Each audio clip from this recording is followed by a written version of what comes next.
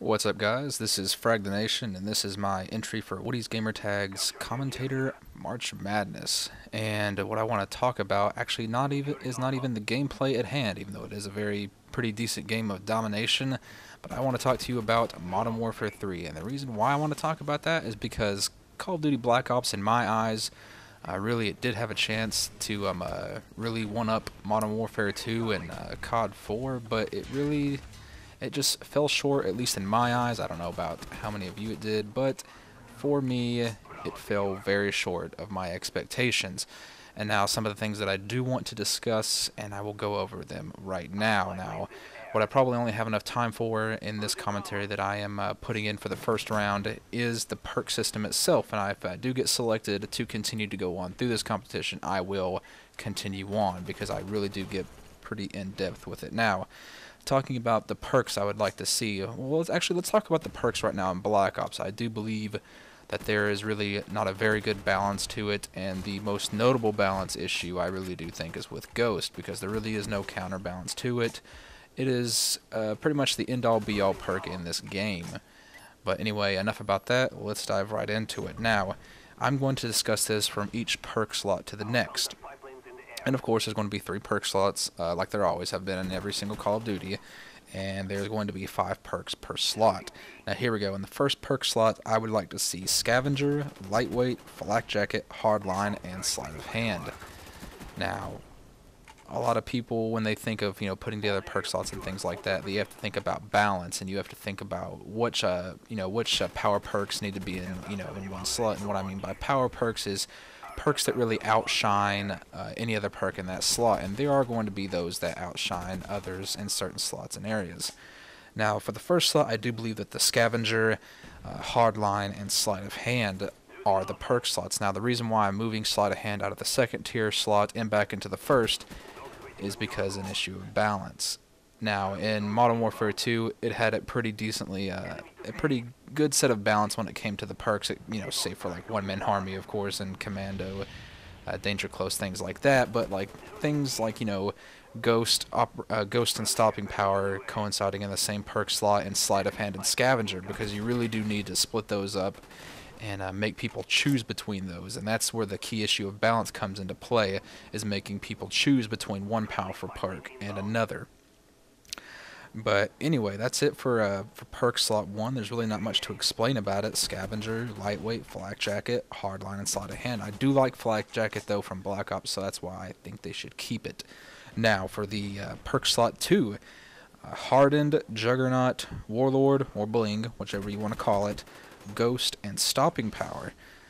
Now, you notice that I brought back Stopping Power into the equation. Well, that's because Stopping Power has always been that counterbalance to Ghost. So that way, you know what, you can have that Ghost ability and being able to run around and get behind people without them noticing you through the UAV or whatever. But you're going to have to give up that extra Stopping Power. And the reason why I think that most Call of Duty games have been a lot more balanced than Black Ops in the past is because most people, 9 times out of 10, they don't want to give up that extra bullet damage. Over not being able to be seen on the radar or anything of that matter. So I do believe bringing back Stopping Power and placing Ghost and Stopping Power in the same perk tier will balance it out, and you won't see half as many people running around with Ghost as you do in Black Ops. I know that for me, anytime that I hop into a lobby, there'll be at least 4 or 5 people with Ghost. So say if you wanted to go into a game of team deathmatch, I guarantee you at least 4 out of those 6 players, or even 3 out of those 6 players, they will have Ghost.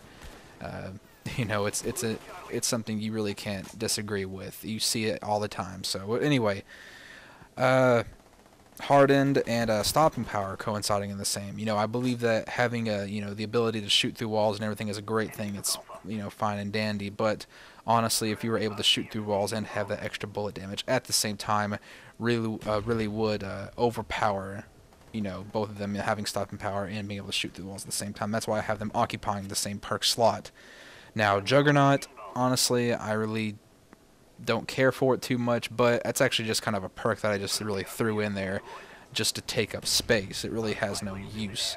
And then again, like Warlord or Bling, It was the same thing with Modern Warfare 2. It coincided in the same perk slot as Stopping Power did, or I can't even really remember if it did or not, but putting it in the same perk slot really does, because if you want to have those two attachments, well, you're going to have to give up other things. But pretty much combining power perks into one slot really will give it some great balance, because it's going to force you to choose, so that way you really can't stack one powerful perk on top of the other like you can in Black Ops, when you can stack Ghost and Sleight of Hand, or Ghost and Warlord, and be able to pretty much use those at your disposal. Alright, but anyway, perk slot 3. Marathon, Ninja, Scout, Hacker, and Steady Aim. Now, of course, obviously, some of the ones that jump out you right away are Marathon and Ninja. Or, of course, it's a good balance to have them in the same slot, is because if you want to be able to run around constantly, or run for the longer distance, or have an infinite amount of sprint, well, that's fine, but your footsteps are going to be loud, people are going to be able to hear you, and, you know, the same thing goes for, you know, if you want those silent footsteps. You know, you're going to have to give up the longer running distance. You're going to have the same amount of distance to be able to run than everybody else is, but your footsteps will be silent. Scout is another thing I think that was great in Black Ops, you know, so that way, you know, you just couldn't slap Steady Hand on anything and go around and hip firing snipers and things like that. I think that was a good idea that Treyarch brought into the series. You know, keep it in there for snipers, so that way, you know, the sniper rifles, they can combine, the snipers in the game, they can combine, like, you know, Stopping Power with Scout, so that way they can have those one-shot kills if they, you know, so very much want. Hacker is another great thing I did like about Black Ops. Keep that in there as well. It's pretty much self-explanatory. And then, of course, Steady Aim. You know, for those people who love to run around with their SMGs or shotguns, you know, Steady Aim with Stopping Power, or whatever combination they would like. But anyway, yeah, that is how I would like to see the perk setup go for Modern Warfare 3. I really do think that, you know, as long as they hit on those key issues right there, and at least get that right for the most part, the Modern Warfare 3 will be a great game. I know this is kind of orthodox talking. Actually, it's not really too orthodox. I've seen a lot of people give their wish list and their thoughts on about Modern Warfare 3 over a Black Ops gameplay, but this is in essence what I do think about it. You know, I've played a lot of Call of Duties before. I've been playing video games my entire life, so I really do think it gives me kind of a little bit of an insight to it, so that way I can make, you know, decent judgments and about what I believe is balanced and what I believe is unbalanced. And I do believe that this perk setup right here is completely balanced.